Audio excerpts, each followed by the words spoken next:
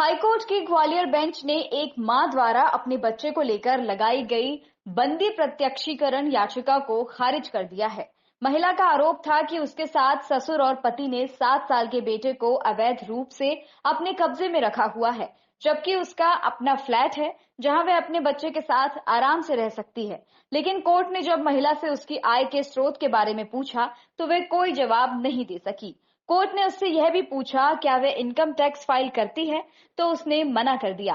इसके बाद कोर्ट ने कहा कि महिला के घर से बाहर रहने पर उसका बेटा घर में अकेला किसके सहारे रहेगा, जबकि फिलहाल वह अपने पिता और उसके बुजुर्ग माता पिता के पास कहीं ज्यादा सुरक्षित है। इसलिए कोर्ट बच्चे का वेलफेयर और उसका भविष्य देखते हुए मां की याचिका को खारिज कर दिया है।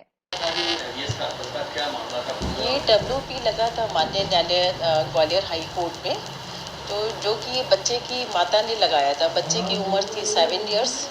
तो बच्चा अपने दादा दादी और अपने पिता के पास और माता के पास रहता था। माता ने अपना अलग फ्लैट में अपना निवास बना लिया था।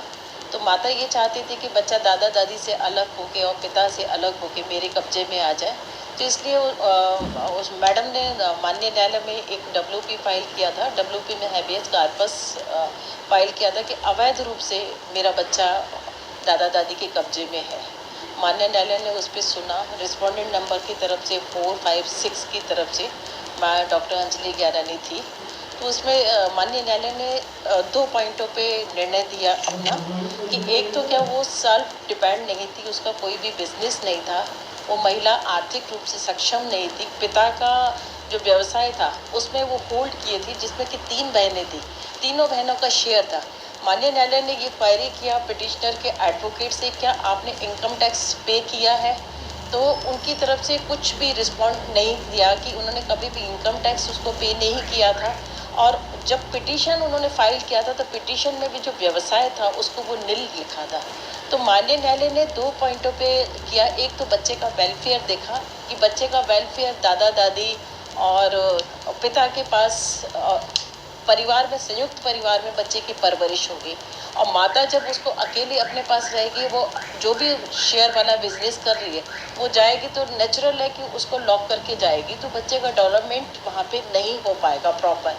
तो माननीय न्यायालय ने ये डिसीजन दिया कि बच्चा जो पिता के पास है वैसा ही रहेगा। अगर उसकी माता उसकी कस्टडी के लिए अप्लाई करती है तो गार्जियन वार्ड एक्ट में फैमिली कोर्ट में जाए और वहाँ जो माननीय न्यायालय निर्णय दे उस हिसाब से। बाकी WP में जो उन्होंने एलिगेशन लगाया था कि अवैध रूप से मेरे बच्चे को कब्जे में लिए, तो माननीय न्यायालय ने उसकी पिटीशन को खारिज कर दिया। बच्चे की कोई गवाही